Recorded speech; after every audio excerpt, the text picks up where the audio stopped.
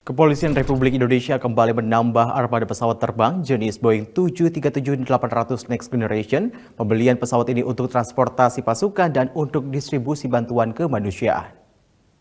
Volumenya Kepala Biro Penerangan Masyarakat Divisi Humas Mabes Polri Brigjen Pol Ahmad Ramadan menjelaskan alasan pembelian pesawat Boeing untuk moda transportasi pasukan serta untuk bantuan kemanusiaan jika menggunakan pesawat komersil dapat menghambat pergerakan para anggota dan harus mengikuti regulasi pesawat komersil.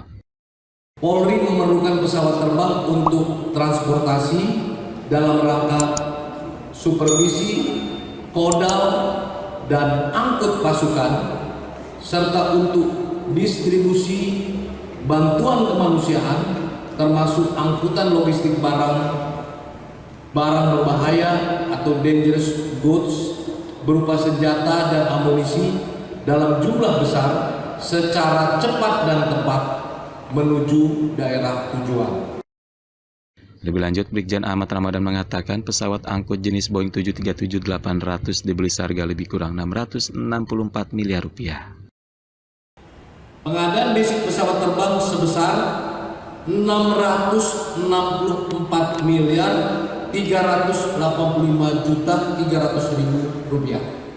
Itu pengadaan basic pesawat.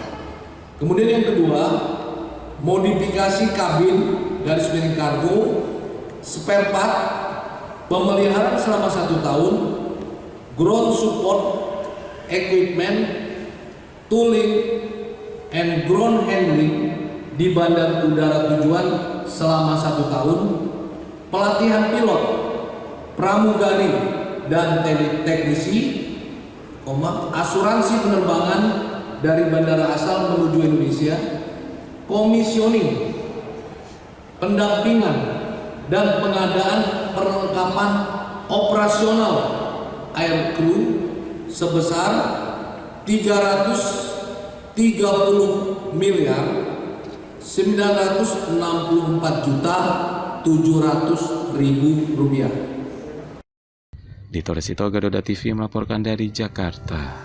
Pemirsa, Menteri Pertanian Syahrul Yassin Limpo meminta pemerintah daerah untuk segera menyiapkan lumbung pangan di daerahnya masing-masing guna mengantisipasi dampak El Nino. Menurut Menteri Pertanian, dampak El Nino bisa sangat berbahaya jika tidak diantisipasi secara cepat dan tepat.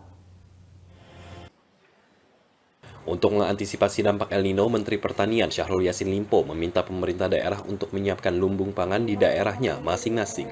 Menurut Menteri Pertanian, dampak El Nino bisa berbahaya untuk pasokan pangan masyarakat jika tidak diantisipasi secara tepat dan cepat.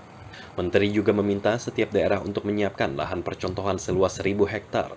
Lahan percontohan ini akan menjadi lokomotif bagi peningkatan kapasitas produksi daerah. Bahkan lumbung-lumbung pangan yang ada di desa, di kabupaten harus dihidupkan untuk menjaga stok pangan yang sudah ada itu, agar semua daerah sudah merasa aman minimal dengan pangan yang disediakan sendiri dengan kekuatan yang ada untuk bisa bertahan menghadapi El Nino. Mentan juga mengingatkan Pemda untuk mengidentifikasi dan memetakan lokasi terdampak kekeringan, serta mempercepat masa tanam untuk mengejar sisa hujan.